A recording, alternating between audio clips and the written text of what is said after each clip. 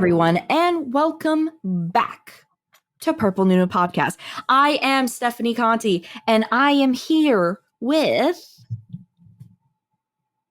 Why am I blanking? The indigo. There we go. The indigo to my hamster, Savanna Lanausse.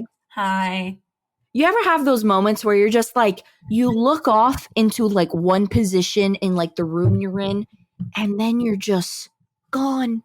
Yeah, it's like a stare. You're gone. You're just like, whoa. Right. You left the body. I do that often. It's a little scary. But how are you? I'm good. Happy New Year, everybody. Happy 2021. Happy New Year. Yes. We're starting off with a little bit of a newer movie this year. But before we get into that stuff, Savanna, you doing good? How's everything going? How's school? School's good. I got some B12 shots. I don't know if I said this last podcast, but I'm like... Oh, yeah. You were flying last time during last filming. Yeah, I was. I'm coming down a little bit now. So I got some cold brew today, and let me tell you, I'm doing good. What about you? Ooh, speaking of coffee, I'm doing good, but I ordered an espresso machine. I ordered it, but I'm nervous because I've been waiting so long for this thing to come in, and I just checked because at first it was like, oh, it'll be here between the 11th and the 13th. So today, the day we're filming this is the 11th. I'm like, let me look and see. Let me see, like, what's the shipping like? Dude, it says it's back ordered. And I'm like, don't tell me it's going to be like a few months till I get this thing. Because they sold out all of it on Amazon. The same, like, the same espresso machine I want is sold out of Amazon, and it's not available in stock till February. That's really sad. So I'm like, oh my God. I mean, I got a really great deal on it, so it's definitely worth the wait. Okay. I think I got it like $200 off, but nice. I'm like, I bought the syrups, I bought the mugs, I bought the syrup pumps to make my lattes and just bring everything to a whole new, but it's just sitting in my pantry now, antagonizing me. I mean, yeah, I could make it. I could make stuff without the espresso, but now it's like, no. It's not the same. This is not what I've been waiting for. It's the anticipation. I understand. Man, it's gonna be like a little bit of a tearjerker day when I finally get it in. Well, let us know when you get it in. You gotta give us a review. Oh, definitely. I'll share my little recipes. I'll make like little movie inspired recipes too.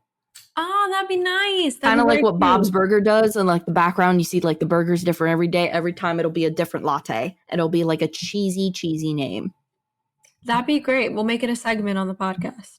Perfect. I mean, I used to have a coffee with Conti. Yeah, just revamp it. That used to be my thing. Wow. Rise it back up from the grave. I'm down. Yeah. I think you should go for it. Yeah, definitely will. So today we're going to be talking about a movie called Archenemy. And real quickly before we get into the movie and the synopsis and everything, I do want to talk about the company behind it, Legion M. No, this is not sponsored. I wish. Hint, hint, hint. And I also want to do a disclaimer just because I have worked with Legion M before. I want to put that out there because I don't want people to then go on my Instagram and then see that I worked on Jay and Silent Bob Reboot, which was a Legion M picture, which, by the way, you should go check it out and support me and Legion M. But I don't want people to do that and be like, wait a minute, was this sponsored? Was this all fluffed? Right. No, despite everything, I do love Legion M, but I do know how to separate a company and people who I like and appreciate and really enjoyed working with from a movie. So I just wanted to preface that before we begin.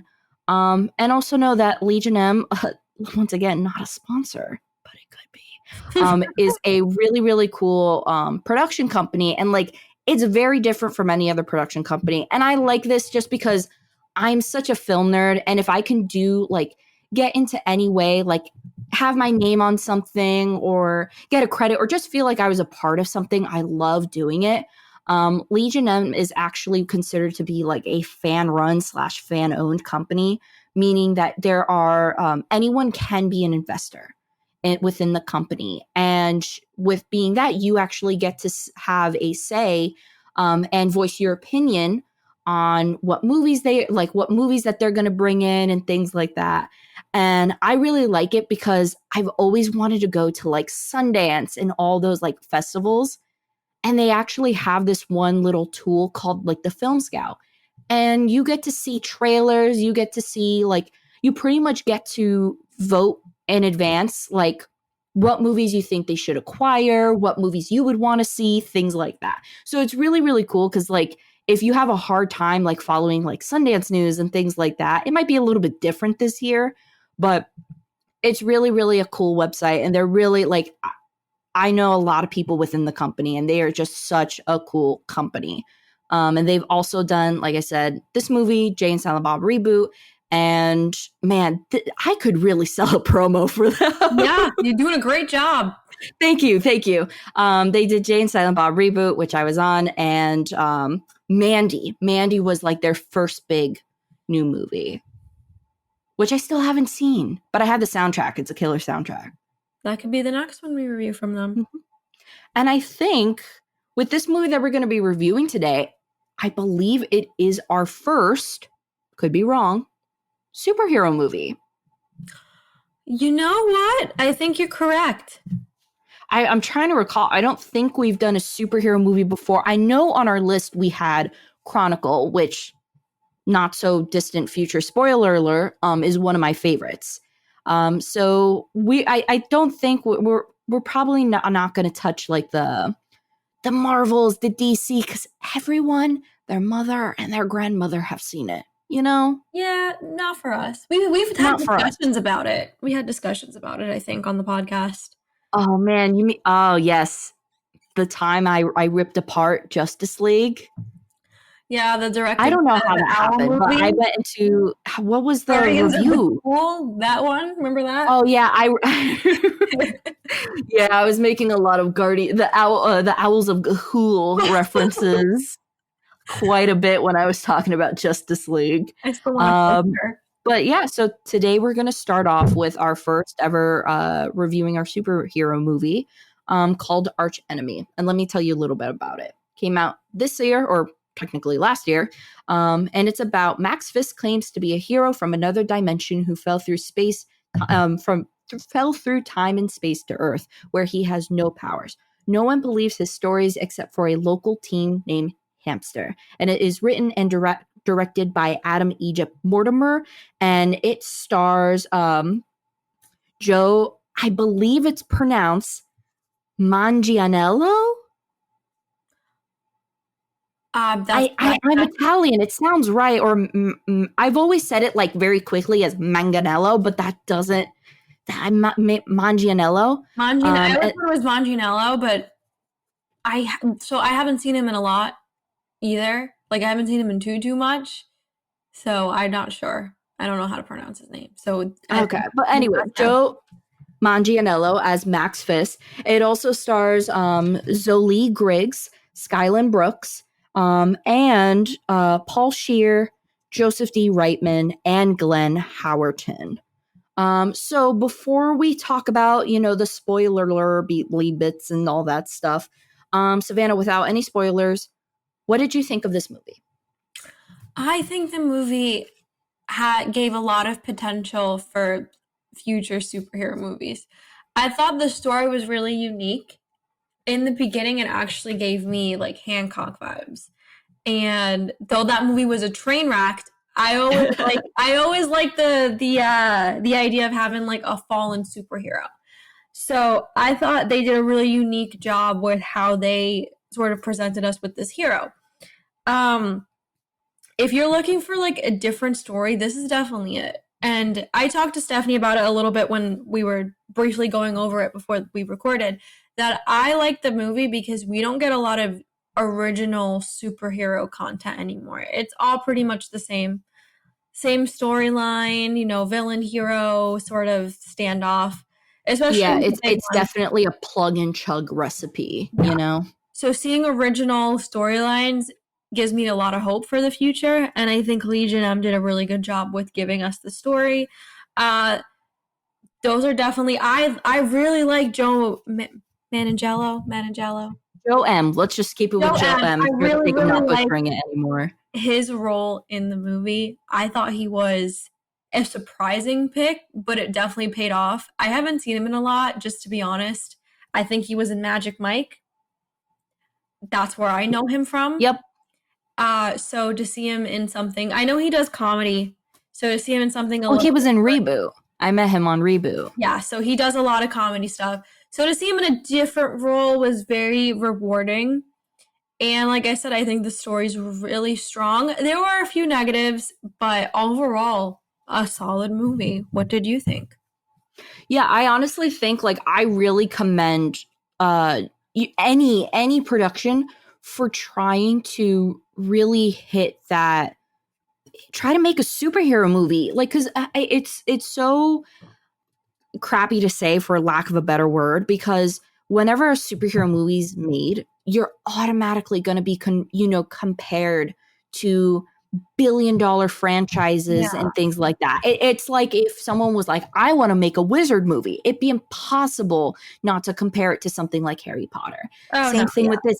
I think it's incredibly ambitious, and you know what, it works and it pays off.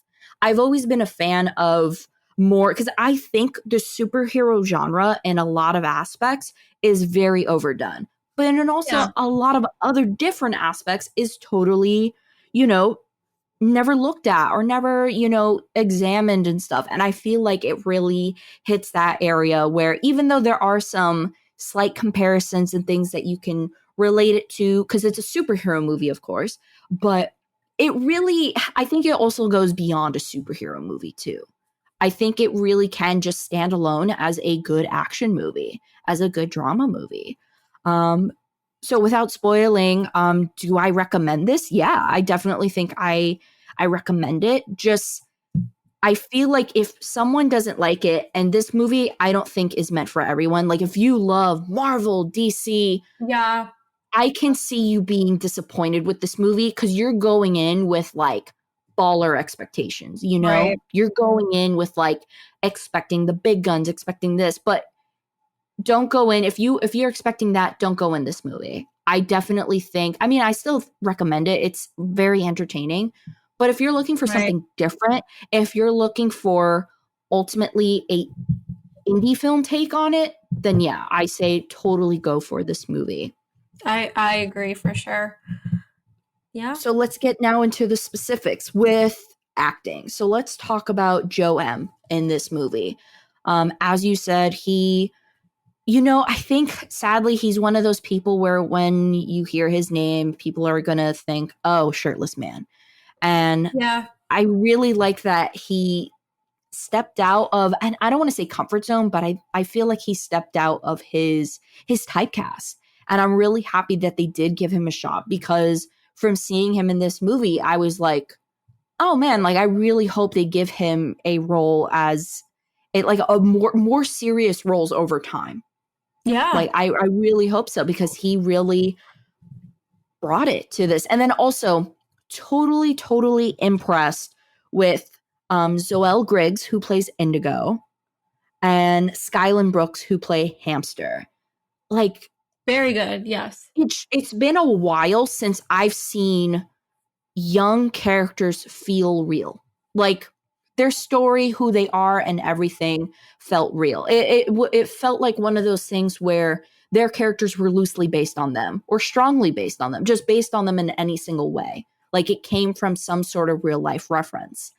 And I thought that was great. And then also, because now we're going to get into spoilers and everything, Glenn Howerton full shocked me. Right. Yeah. Barely even recognized him within the first 10 minutes as a blonde, because I Yeah. know him from, what the show, AP, was it? Oh man. AP Bio, is that what you're talking AP about? Bio. Yes, I know him from AP Bio, and I know him from It's Always Sunny in Philadelphia. So seeing him in a role like this was very intriguing. What did you think about him in this role? I think the acting overall was very good. And I think the reason that's impressive is because with the blockbuster superhero movies, that's kind of the last thing you look for. Yeah. And I think it's definitely a strength of the movie that they picked very good actors that worked well with their characters. Because I can't say one bad thing about the acting. Even to that scene, we'll get into this scene, I guess, a little bit later, but the scene with the bald guy in the room, the hotel room. Yeah, Paul Scheer. Yes, that was great too. I think whoever did the casting for this movie did a really good job. Because I was very impressed with most, if not all, the actors. Yeah, I completely agree. And I think also what I really liked is how, like, if you look, like, let's look at how Glenn Howerton looked in this movie. Not villainesque at all. No. And they turned him, and instead of giving like the stereotypic like tatted out drug dealer and things like that, they went with a 80s porn star look. He looked like a used car salesman. Yes, which I absolutely loved, and it worked for it. Like, and you didn't think like going into it he would become as such a villain as he did. You know, it was a slow, it wasn't so much of a slow build up to his character, but it definitely like things shifted, and it was slow as you got to really see who this guy was, and he played the manager, which is a great name. I like the simplicity of it and everything. Right. But I really enjoyed, especially he has the one scene in the end with Indigo when they have that standoff, and just love the fact that he's just wearing short shorts during a standoff in the middle of a skyrise building. I think it's just so great. But yeah, he really impressed me. The Paul Scheer scene was really, really great. I liked how it was filmed from where you could see it from like the big climactic part of that scene where you could see it from the mirror. Yeah, I appreciated that angle and how it was told there. I felt like it was more of a surprise, and it kind of gave like that sense where once it happened, you were like, oh my God, like if you were not like looking in the right place, you could have missed it, but it was a good thing, you know, because it just added so much more shock value to it. No, I couldn't agree. That scene was great. One of my favorites from the movie. Oh, and then also, we got to give a shout out to Joseph Reitman, who carries the nihilism book with him in almost every scene. And I don't know why. I don't understand why that book was picked. I do not understand who was like, yeah, let's just make him carry this book for almost every single scene. It was a brilliant choice because I found myself just laughing at it every time I spotted it within like a scene. I liked it too. I didn't catch it for a while though.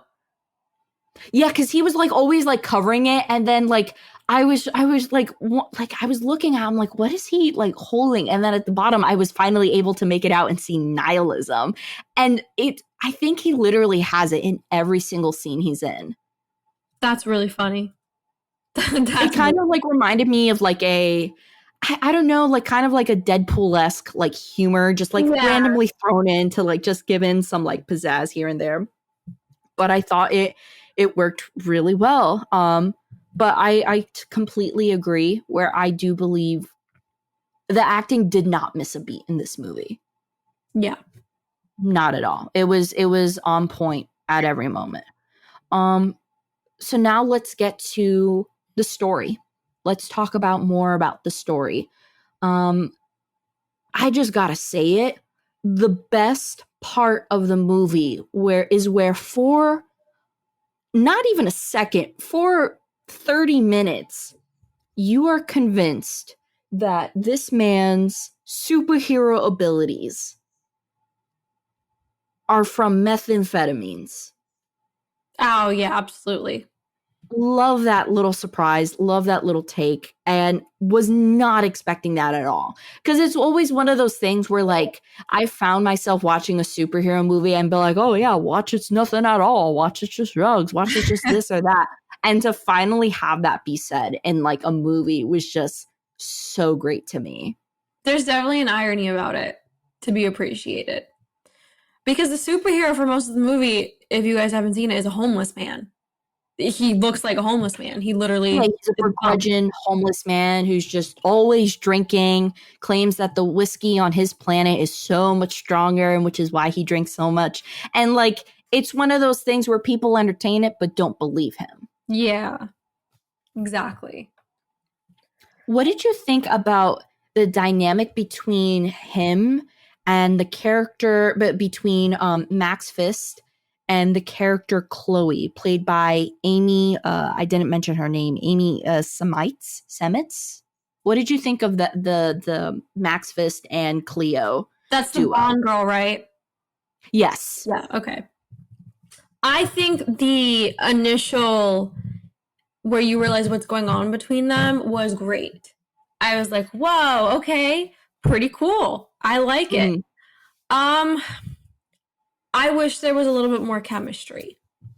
I don't know why, but one of the things that kind of struck me as a negative is that I did feel a little off. It felt very robotic to me. That's all I'm going to say. And it felt I very could quick, see that. very quick. I remember thinking like, okay, that's really fast. This is all happening really fast. But she herself is a great actress. I did like her character a lot. Mm-hmm. But between them, I did feel like the lead up, their scenes together, it did feel a little robotic to me. I could see that because it kind of felt like with the mentioning of Cleo and everything, it was like, and I'm gonna say it was a slow tone, but keep in mind, like this is an hour and a half movie. It's not really No. slow. It's not like dragging or anything, but it kind of creeps up and it slowly becomes bigger and bigger, and then boom, Cleo's in the car, and it's just that is it. Cleo's a person and she's real, and you're just trying to figure out everything. And I feel like there could have been a little bit of a softer way to introduce her. Um, Yeah. that's kind of just being picky though, but I do feel Yeah. like it could have been a little bit softer. And how would that be done?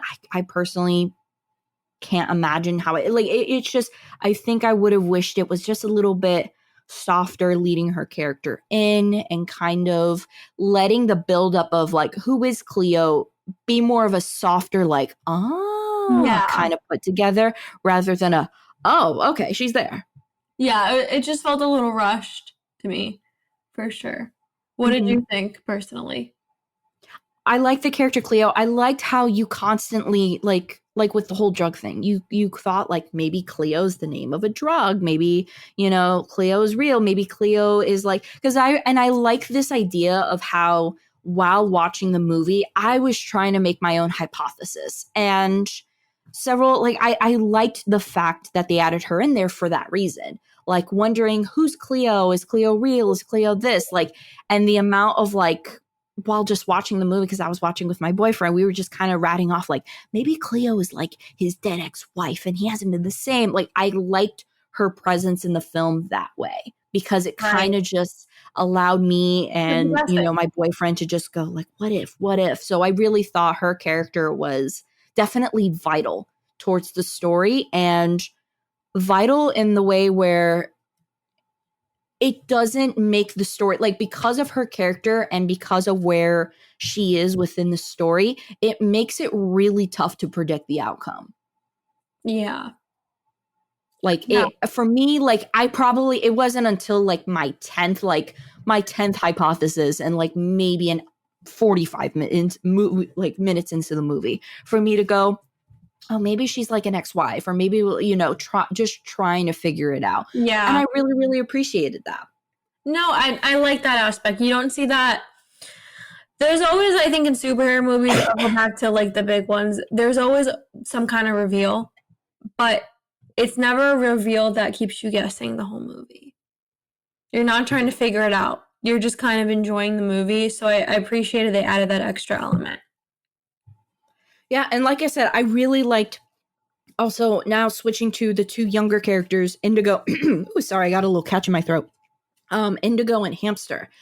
I really liked their additions. I really thought both of them, and also their own little storyline within the movie, was great. And it just felt so authentic, Yeah, absolutely. I think they were a really good addition, and they were a believable addition, most importantly, because I think having that extra like subplot was pretty much the movie. It drove the movie, and their characters, I think, are the heart of the movie. So it was definitely important to get that across, and I think they did a really good job doing that. Absolutely. So now let's talk about directing and editing. So And the reason why I specifically mentioned editing is to incorporate also the animation sequences and things like that that are found within the movie. Directing, I thought was good. I really thought, like, especially in the end, like during the skyscraper sequences and things like that, it was done really well. I do want to talk about the animation. What did you think of the animation personally? So in theory, I thought it was really cool. Like the idea of it and even some of the scenes, I was like, oh, really cool. I've always liked that. Spider-Man did something like that, for example. Mm-hmm. I really like it. I think it's a cool addition. I don't know if it worked all the time. There were some moments where I felt like in general, those scenes were used more for like explaining, a lot of exposition, a lot of like spoon feeding the audience. Mm-hmm. So I felt like it was a missed opportunity, in my opinion, and sometimes it didn't work. But in Mm-hmm. theory, I do like when movies do that, especially superhero movies. Yeah, I personally I did like it, and I liked that because it was a different style of animation than I was expecting. I believe it could be more described as like um 3D animation, but with a lot of 2D elements. Right. And here's the good and bad thing about doing something like that. Good thing is, it very much so mimics comics. Like Yeah. when you have like the 3D realistic, animation, but with movement of 2D, it's kind of like as if you were reading it off a page, especially Right. with those 2D elements. Well, like out of a comic book, which I really, really liked. And I also liked the style of the animation. I cannot recall who did the animation, but it reminded me of one of my favorite graphic novels called Tokyo, not Ghoul, not Drift. Oh my God, Tokyo what? You gave me the comic. I have it in my house right now. Oh man, it's Tokyo, not Ghoul. What is it? It's Tokyo Ghost? G. Tokyo Ghost? No. Thank you, Yeah. Tokyo Ghost. It Okay. is Tokyo Ghost. That is my all-time favorite graphic novel. And I really liked how a lot of the colors and everything implemented from something like that. Don't know if that was an inspiration, but I just like that because that's like one of my favorite graphic novels of all time. Very cool. Um, but I really liked it. I do think there's also some, like when it transitioned from, you know, Joe M's character, Max Fist, and then went into an animation, it was a little bit roughed at some parts. Yeah. Especially like there's one part where, and I also do think at the time I didn't think it was necessary, but it did make sense in the end when they talk about Max Fist and his like crystal arm. When it segued into that, it was a little bit of a rough transition, just in my opinion. I'm not an animator or anything, but I do feel like it could have been a little bit smoother. But I really did like the animation. I thought No, it added that definitely. comic book element that sometimes is missing from these big blockbuster movies. So I really appreciated that. And then also for like, I think I got something, a little bit of an Easter egg since I'm talking about comics. So I don't know, Savannah, if you know, but Joe Manganiello was actually in the first Spider-Man movie. He was. I remember He him. He was was the the bully. bully. He was the Yeah. bully. And one thing that I caught after like going like, oh my God, yeah, he was in that, was he was referencing like characters from his other planet and things. And one of the characters had the last name of his character. It was a Flash something. His character's name was Flash something, but one of the characters he mentioned had that last name. And then also another character had the name the Spider. And I was like, is this a little bit of a Spider-Man reference? Because I dig it.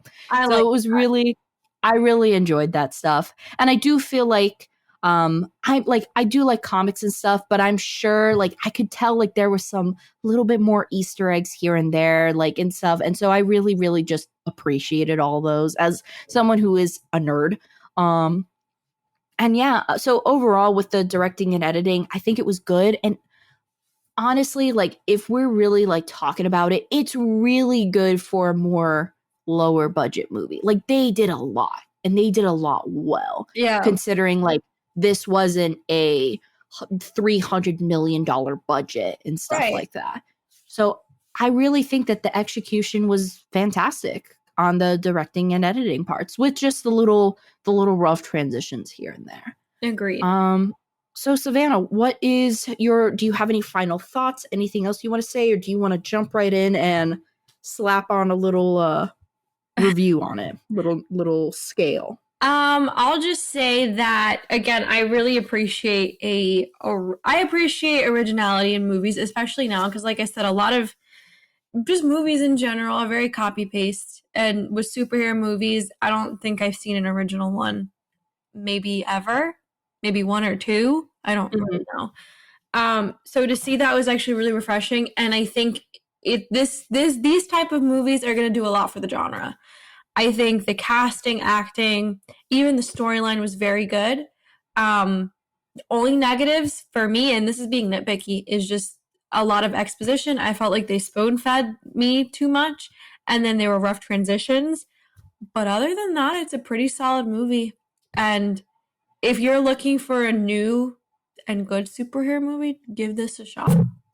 Because I was very, very impressed. I definitely agree. So what number do you give it? I think an 8 out of 10 is fair. It's like a B. Damn. That's good.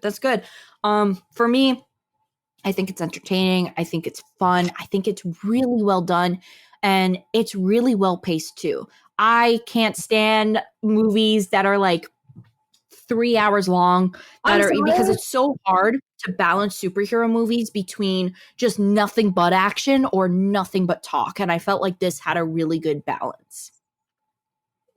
Dude, any superhero movie that's over 3 hours long is pretentious. I said it. Sorry. Sorry. It's pretentious. She said it. She put it out in the universe. It's there. It's not the Titanic. But I can see that. I can definitely see that. But overall, I do highly recommend it. What number? I also rated it on rewatchability. So I definitely rewatch this. It has a great going back rate. Like I'd go back a few times a year and watch it. Definitely fun. Yeah, honestly, I think I'm gonna give it an 8.2. Don't know why the 0.2, but I'm gonna give it an 8.2 because it's resonating with me. Yeah, I give it an 8.2. Like, you know what? It really is just, and it sucks too because I see so many reviews that I feel like so many people sadly just went in thinking like, this is going to be the next Avengers, this is going to be this. And it's like, dude, just take the movie for what it is. Like, you can't go in with huge expectations like that. And I sadly think that's what a lot of people went in. And I wish, like, man, if you are listening to this, definitely give this a chance and just be open-minded about it because it really is a good and enjoyable movie. Absolutely. And I think we're just getting a little too used to not having diversity in superhero movies. And hopefully this will break it, because I think we're just used to seeing the same things. And they're, like you said, they're probably looking like, oh, Marvel or DC, whatever. And I'm hoping this could kind of break that stereotype. Not every superhero movie has to be the same. And you know what? You mentioned diversity, and I do want to point out, this is one of the very few superhero movies that I've seen where bringing in diverse characters and everyone from different backgrounds and stuff didn't feel forced. I feel like so many times I'm watching a superhero movie where sadly I'm wondering if they just kind of wrote a character in just to fit like a diversity quota. Like Brownie, yeah. Where this feels like everyone who is in this movie, it's diverse, but everyone has a place in this movie. And I really appreciate that. Exactly. They didn't do it for brownie points. Or like it definitely fit the movie. These characters are the movie. And I think that's important in general. So good for them. Honestly. It's nice to see that. I definitely recommend this movie. And so let's talk about so just a little quick update to our schedule.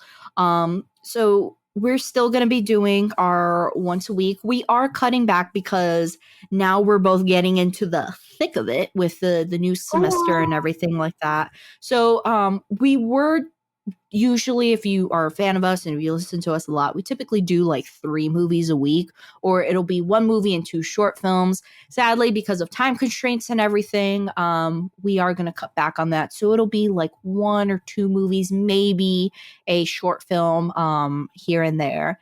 And yeah, so that's our new schedule. It's still going to be, every episode will be out Sunday at noon. And if there isn't an episode Sunday at noon, it's because school got the best of us. And sometimes we're not always able to update on that.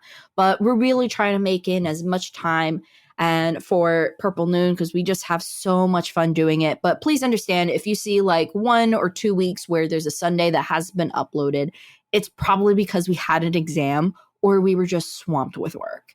But thank you guys so much for listening.